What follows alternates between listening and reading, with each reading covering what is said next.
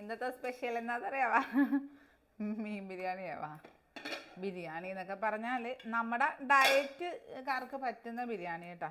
ബിരിയാണി കഴിക്കണമെന്ന് തോന്നിയാൽ എനിക്ക് കടയിൽ നിന്ന് വാങ്ങിക്കുന്ന ബിരിയാണി ഞാൻ അങ്ങനെ കഴിക്കാറില്ല. പക്ഷേ ഞാൻ വെക്കുന്ന ബിരിയാണി എനിക്ക് ഭയങ്കര ഇഷ്ടമാണ്.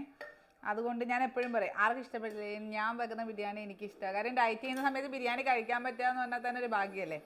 അപ്പോൾ അതെ, ഇന്നത്തെ നമ്മുടെ ലഞ്ച് സ്പെഷ്യൽ ഇങ്ങനെയാണ്. അപ്പോൾ എങ്ങനെയാണെന്ന് നോക്കിയാലാ? റൈസ് എടുത്ത് പാത്രത്തിലോട്ട് ഇടാം. ബാസ്മതി റൈസാണ് കേട്ടോ ഞാൻ യൂസ് ചെയ്യുന്നത്. ബാസ്മതി റൈസ് നല്ലതാണ്, നമുക്ക് കാലറി കുറവാണ്. അപ്പോൾ സാധാ ചോറ് കഴിക്കുന്നതിലും എനിക്ക് തോന്നുന്നു ഞാൻ ഇങ്ങനെ വെച്ച് കഴിക്കാൻ ഇഷ്ടപ്പെടുന്നത്. കാര്യം മിക്കവരുടെയും കണ്ടിട്ടില്ലേ, ഡയറ്റ് ചെയ്യുന്നവർ, നിങ്ങൾ ശ്രദ്ധിച്ചിട്ടുണ്ടാകുന്നറിയില്ല, ഡയറ്റ് ചെയ്യുന്നവർ മിക്കവരും ബാസ്മതി റൈസിൽ ഫ്രൈഡ് റൈസും കാര്യങ്ങളൊക്കെ വെച്ച് കഴിക്കുന്നത്. ബാസ്മതി റൈസ് നമ്മുടെ സാധാ റൈസിനേക്കാളും കലോറി കുറവായതുകൊണ്ടാണ്. മനസ്സിലായോ?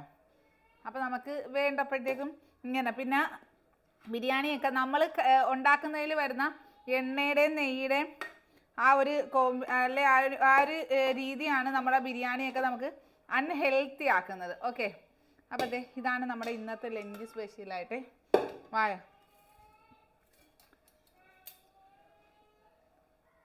റൈസ് കൊഞ്ചം കൂടി എടുക്കാം അല്ലേ. അതെ, അപ്പം മീനാണേ. അപ്പോൾ ചോറ് എടുത്തിട്ടുണ്ട്. പിന്നെ ഇത് തൈര് സാലഡ്. തൈര് നല്ലതാണ്, സലാഡ് നല്ലതാണ്. പിന്നെ ആരും കളയാക്കരുത്, ഇപ്പോൾ വീട്ടിൽ നിന്ന് കൊണ്ട് തന്നെ ചീര. ഇത് ഉലുവ ചീര എന്ന് പറയും കേട്ടോ. ചീരയും മുട്ടയും പയറും എല്ലാം കൂടെ ചിക്കിയത്. അപ്പോൾ ബിരിയാണിയുടെ ഒപ്പം ചീരയോ എന്ന് ചോദിക്കരുത്. എന്താ ബിരിയാണിയുടെ ഒപ്പം ചീര കഴിച്ചാൽ ഒരു കുഴപ്പമില്ല കേട്ടോ. പിന്നെ ഇത് നമ്മുടെ എപ്പോഴത്തെ അച്ചാർ. അപ്പോൾ ഇങ്ങനെ കഴിച്ചാൽ ബിരിയാണി ഹെൽത്തി അല്ലേ? അപ്പോൾ ഇതാണ് ഇന്നത്തെ എൻ്റെ ലഞ്ച് സ്പെഷ്യൽ. ഞാൻ പിന്നെ സിസേറിയൻകാരോടൊരു ചോദ്യം ചോദിക്കട്ടെ.